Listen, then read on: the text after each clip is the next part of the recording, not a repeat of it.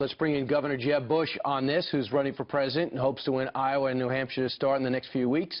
Governor, your reaction to the release, I'm sure you're happy. What about the BBC report that says we apologized? Well, I am very happy that the sailors are back in American custody. That is fantastic. I've learned that you need to wait a little bit to have an opinion on something, because if they had to apologize, if the U.S. government officially apologized, that would be bad. But the good news is they're back. They're back out of Iran. The crazy news is that we are legitimizing a regime that views us as an enemy across the board.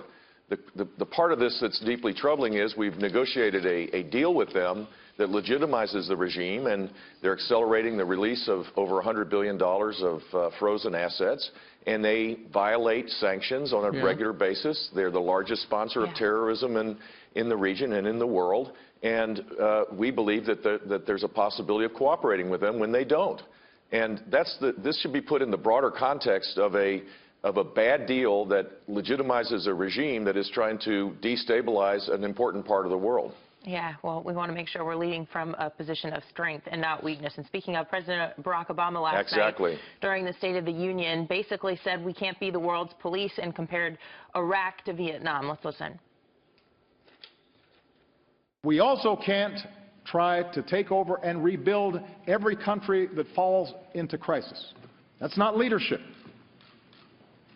That's a recipe for quagmire, spilling American blood and treasure that ultimately will weaken us.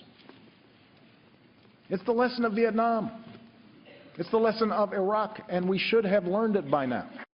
How would a President Jeb Bush do things differently there? Look, this is the straw man argument that Barack Obama consistently used. He talks down to people. He pushes down people that have a different view. Describes their views in the wrong way and elevates his view in a way that makes it look like it's the only intelligent position. The simple fact is there's a third way. You don't have to be a warmongering nation or the world's policeman or do nothing, which is what he's basically doing, viewing everything from a position of containment. We need to lead, and lead means we build coalitions around common purpose to create a more stable Syria. By doing nothing, we've created chaos. By not challenging ISIS, we've created a caliphate the size of Indiana. By suggesting that we can contain Islamic terrorism, they win every day. There's a third way, which is the traditional role of the United States, which is to lead. Not to be the world's policeman, but to be the leader of the free world, to create security and peace for ourselves. People are scared for legitimate reasons. And while the president suggests, well, ISIS is not a challenge to our country, they're not going to invade us in a traditional sense. They are trying to undermine our way of life. They do want to attack our vulnerability, which is our freedom.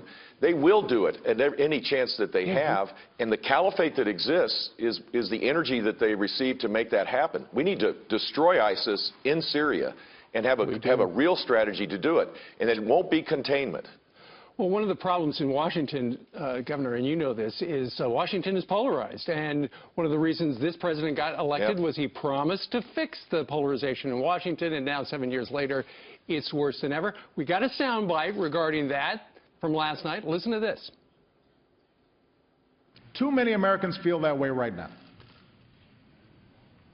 It's one of the few regrets of my presidency that the rancor and suspicion between the parties has gotten worse instead of better. If we want a better politics, it's not enough just to change a congressman or change a senator or even change a president.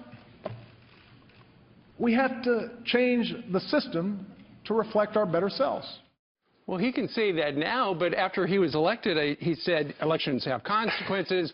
I won, and then he jammed his agenda, starting with health care, down the throats of the American people on a party line vote. Look, the president has had 3 major legislative accomplishments: the stimulus, Obamacare, and Dodd-Frank. Not a single Republican voted for any of those things. He did jam it down the throats of the American people. And since then, he's using executive power. In many cases, the Constitution doesn't give him.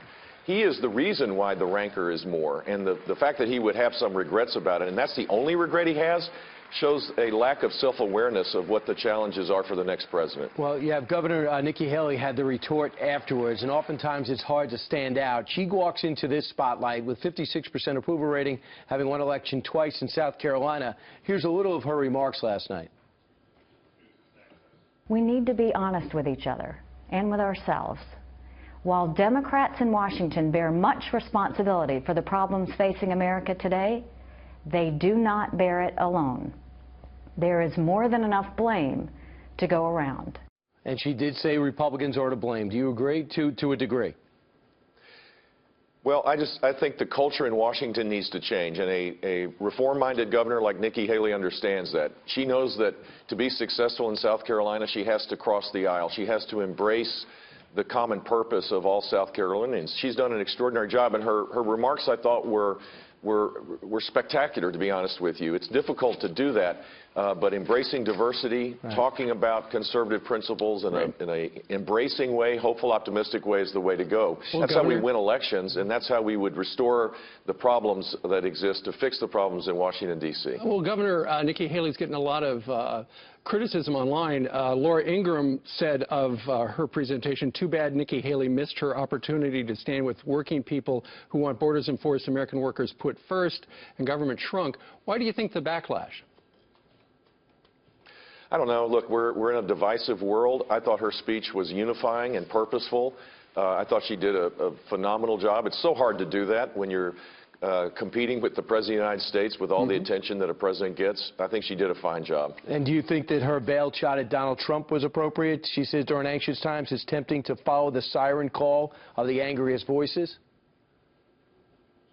Yeah, I think it's really important for us as conservatives to have a hopeful, optimistic message, to lay out detailed plans to fix the things that are broken in Washington, D.C., not to prey on people's legitimate angst and fears they have. We're never going to win elections that way, and the divide that exists, that was created, made worse by Barack Obama rather than better, could be made even worse if we continue down this path with an alternative voice on the conservative side. We need to unite around common purpose rather than break ourselves up in all sorts of different ways. So I do agree. I don't know what the threat, if it was a veiled threat to Donald Trump or not, but the simple fact is the louder voices in our party need to be focused on what unites us and what unites Americans. This is the most extraordinary country on the face of the earth, and if we act that way, we'll solve our problems. All right. Governor Jeb Bush, thank you so much. We appreciate you joining us on Fox and Friends, and we will see you tomorrow night on the FBN debate down in South Carolina. Thanks. Thank you.